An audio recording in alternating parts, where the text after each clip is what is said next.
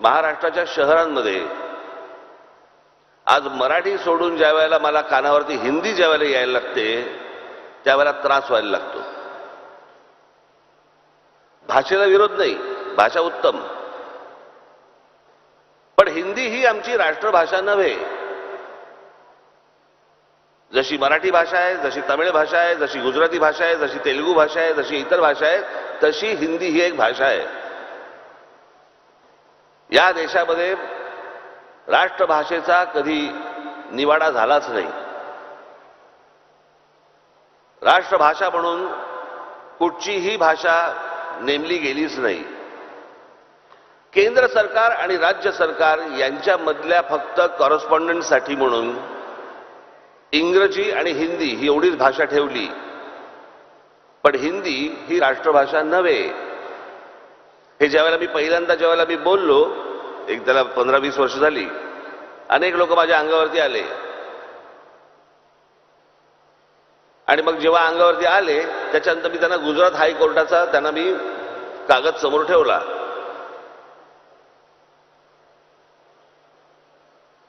आजही तुम्ही जर समजा गुगलवरती गेलात तर तुमच्या लक्षात येईल हिंदी ही आपली राष्ट्रभाषा नव्हे। भाषा उत्तम असली तरी आमच्यावरती हिंदी चित्रपटांचे संस्कार झाले, हिंदी चित्रपटामधून आमच्या अंगावरती हिंदी आली, पण आपण बोलण्यामध्ये हिंदी का वापरतात आपले मराठी लोक? इतकी उत्तम मराठी भाषा आहे।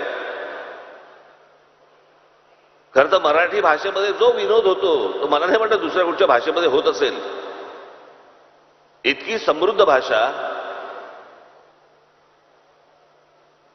पण आज ही जी भाषा आहे ही घालवण्याचा, बाजूला सारण्याचा ज्या प्रकारचा राजकीय प्रयत्न ज्या प्रकारे होतोय ते बघून माझी तळपायची आग मस्तकात जाते। माझी दीपकजीला माझी विनंती आहे की महाराष्ट्रामधल्या जेवढ्या शाळा आहेत मराठी शाळा सोडून ते काय ते नवीन लचांड आले ना, सीबीएसई बीबीएसई काय काय काय काय काय काय गोष्टी आल्यात नवीन, याच्या पहिलीपासून 10वी पर्यंत पहिली मराठी कंपल्सरी करा तुम्ही।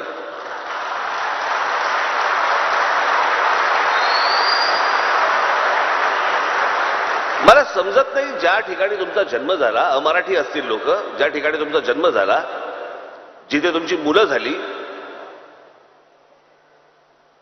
आणि त्या मुलांना तुमच्या शाळेमध्ये काय शिकवलं जातं? जर्मन, फ्रेंच, जणू का ते देश बोलवतच आहे ना,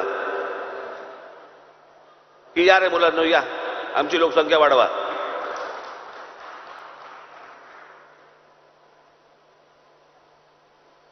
जर्मन शिकायचे जर्मन शिका, फ्रेंच शिकायची फ्रेंच शिका, चायनीज शिकायचे चायनीज शिका, खूप भाषा शिका, पण जिथे राहताय तिथली स्थानिक मातृभाषा तर शिका पहिली।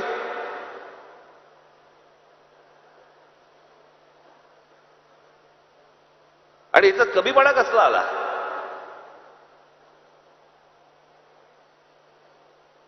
मराठीबद्दल बोलल्यानंतर तुम्ही लगेच कोणतरी म्हणणार की हे संकुचित आहेत। कशासाठी संकुचितपणा?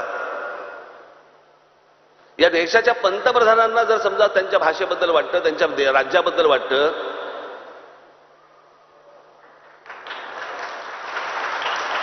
की जगामधला मोठा सर्वात